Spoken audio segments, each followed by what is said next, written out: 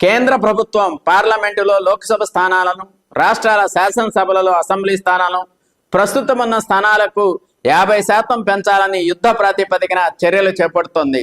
ప్రతిపక్షాలు నియోజకవర్గాల పెంపుకు అంత తొందర ఎందుకని ప్రశ్నిస్తున్నా కేంద్ర ప్రభుత్వం మాత్రం ఇంకా స్పీడ్ పెంచుతోంది. తెలుగు రాష్ట్రాలకు ప్రత్యేక విభజన చట్టాలున్నాయి. 2001లో రాజ్యాంగ సవరణ ద్వారా వాయిదా వేసిన ఈ ప్రక్రియ ఈ సంవత్సరం అంటే 2026లో జరగాల్సి ఉంది. కోవిడ్ కారణంగా 2021లో జనాభా లెక్కలు జరగకపోవడం, దక్షిణాది రాష్ట్రాల్లో జనాభా ప్రాతిపదికన చూస్తే పెరగకపోగా కొన్ని నియోజకవర్గాలు తగ్గిపోవడం తదితర కారణాల వల్ల వాయిదా పడుతూ వచ్చింది.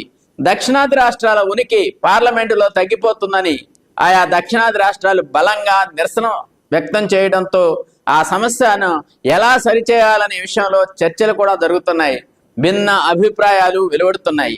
ఈ నేపథ్యంలో కేంద్ర ప్రభుత్వం హఠాత్తుగా నియోజకవర్గ పునర్విభజన ప్రక్రియను తెరపైకి తెచ్చింది.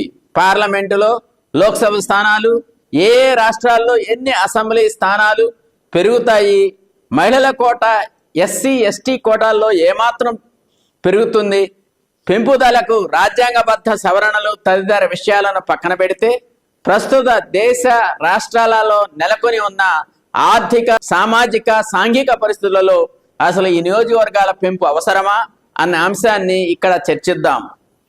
మన రాజ్యాంగం చట్టసభలకు ఎన్నుకోబడిన లోక్సభ సభ్యులు కానీ, శాసనసభ సభ్యులు కానీ ప్రజాహిత చట్టాలు చేయడమే ప్రధాన విధిగా పేర్కొంది. ఆ చట్టాలు అమలు చేయడం బ్యూరోక్రాట్ల, అధికారుల పని. కానీ మన దేశంలో, రాష్ట్రాలలో జరుగుతున్నది ఏమిటి? ప్రతి ఒక్కరూ ఆలోచించాల్సిన విషయం ఇది, చర్చించాల్సిన విషయం కూడా ఇది. ఎన్నికల బూత్ స్థాయి నుండి కేంద్ర రాష్ట్ర స్థాయి వరకు ప్రతి చిన్న విషయంతో ఇన్వాల్వ్ అయి అన్ని విషయాలలో ఎమ్మెల్యేల, ఎంపీల అనైతిక ప్రాబల్యం ఏ మేరకు పెరిగిపోయిందో అందరం చూస్తూనే ఉన్నాం.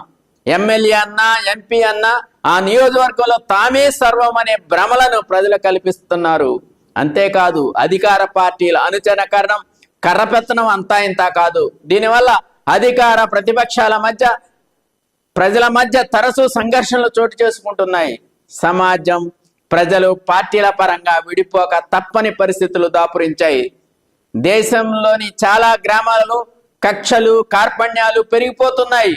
ఏదో ఒక పార్టీ సపోర్ట్ లేకపోతే కొన్ని గ్రామాలలో నివసించలేని పరిస్థితులు వచ్చాయంటే ప్రజాస్వామ్యం దేశంలో ఏ స్థాయికి దిగజారిందో అర్థమవుతోంది. ఇదో అంశం అయితే మరో అంశం చట్టసభల్లో ప్రవేశించే వారి రాజకీయ, పాలన అనుభవం, రాజ్యాంగం, చట్టసభలు, చట్టాలు, సమాజ పరిస్థితులు తదితర విషయాల్లో కనీస పరిజ్ఞానం ఏమిటో ఆలోచించాల్సిన అవసరం ఎంతైనా ఉంది. పార్టీలను, కులాలను, మతాలను చూసి డబ్బు, మద్యం ఇచ్చి మభ్యపెట్టే అభ్యర్థుల్ని గెలిపిస్తున్నాం తప్ప వారిలో చట్టసభల్లో ఒక అంశంపై మాట్లాడి చర్చించే శక్తి సామర్థ్యాలు చూసి గెలిపించడం లేదు. వ్యక్తిని చూసి ఓట్లు వేసే పరిస్థితి ఏనాడో పోయింది. నియోజకవర్గాలు పెరిగితే సభ్యుల సంఖ్య పెరగడం తప్ప రాజ్యాంగం కల్పించిన లక్ష్యాలు ఏమాత్రం నెరవేరవు. అందులో ఎట్టి సందేహం అవసరం లేదు. ఇప్పుడు చట్టసభల్లో ఏమి జరుగుతుందో మనకు తెలియంది కాదు. అధికార, ప్రతిపక్ష పార్టీలు వాగ్వివాదాన్ని దిగడం, ప్రతిపక్షం వాకౌట్ చేయడం, మూజువాణి ఓటుతో బిల్లులు ఆమోదించి చట్టాలు చేయడం సర్వసాధారణమైపోయింది. ఆ చట్టాలు కూడా చాలా సందర్భాల్లో ప్రజాహితం కన్నా కూడా ఆయా పార్టీలకు అనుగుణంగా చేసుకోవడం జరుగుతోంది. కాదంటారా? దీనివల్ల ప్రజాస్వామ్య హననం జరుగుతోంది తప్ప రాజ్యాంగబద్ధ చట్ట పరిపాలన జరగటం లేదు. మరోవైపు అసలే తీవ్ర ఆర్థిక సంక్షోభంలో ఉన్న దేశంపై, రాష్ట్రాలపై ఆర్థిక భారం బాగా పెరిగిపోతోంది. వారికి ఇచ్చే గౌరవ వేతనాలు, నివాస వసతి, అలవెన్సులు, సెక్యూరిటీ సిబ్బంది, ఇతర మంది మార్బలం, తర్వాత జీవితకాలం ఇచ్చే పెన్షన్లు వేరసి ప్రజాధనం ఎంతో వెచ్చించాల్సి ఉంటుంది. ఇక ఎన్నికల సమయంలో నియోజకవర్గ స్థాయిలో ఓటర్ విలువ పెరిగిపోతుంది.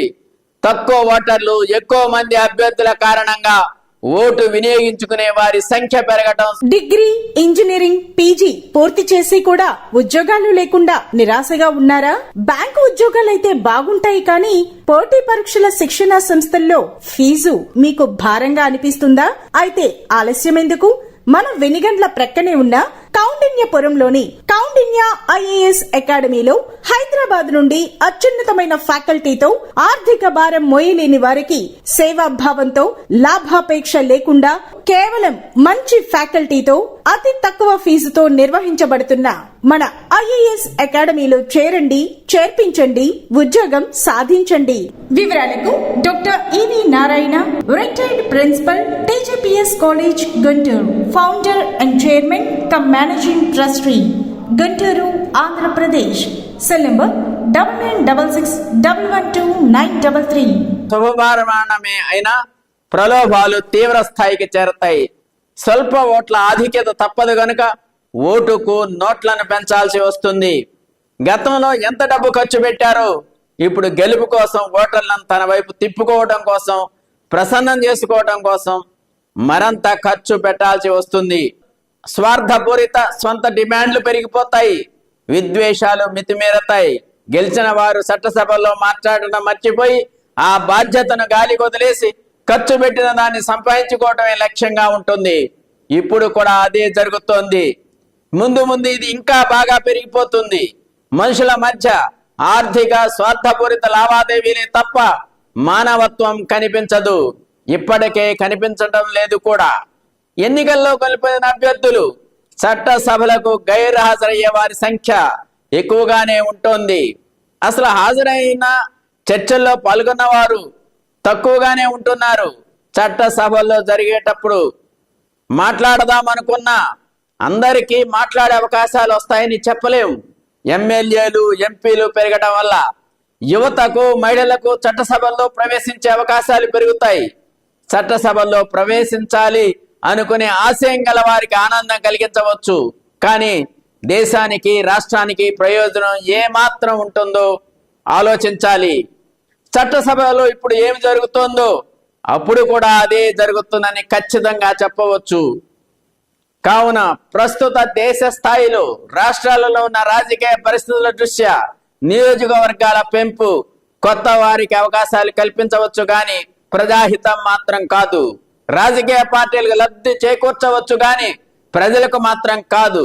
నియోజకవర్గ పరిధిలో మార్పులు తప్పనిసరి గాని సంఖ్య పెంపు ఏమాత్రం అవసరం లేదు. రాజకీయ పార్టీలు అవకాశాన్ని కొంతమంది ప్రధాన కార్యకర్తలకు అవకాశం కల్పించడానికి ఉపయోగపడతాయి.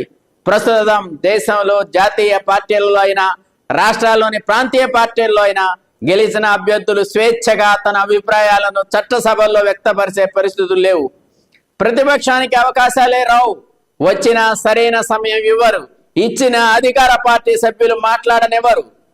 గందరగోళ పరిస్థితులు సృష్టిస్తారు. ఇక అధికార పార్టీల వారు చాలా వరకు పార్టీ విధానాలు కట్టుబడి మాట్లాడే తప్ప తన సొంత అభిప్రాయాలను, సూచనలను స్వయంగా మాట్లాడే అవకాశం లేదు. ఎవరైనా ఒకవేళ తెగించి మాట్లాడితే పై నేతల నుంచి కౌన్సిలింగ్ తప్పదు. అందుకే చాలా మంది నోరు మెదపడానికే భయపడుతున్నారు అంటే అతిశయోక్తి కాదు. ఏదేమైనా దేశంలో, రాష్ట్రాల్లో నియోజకవర్గాల పెంపు రాజకీయ పునరావాసం కోరే వారికి ఉపయోగపడుతుంది. ప్రజలకు ఏమాత్రం ఉపయోగం లేదు. ఇందులో సందేహం అక్కర్లేదు. విఘ్నులందరూ ఆలోచించాలి.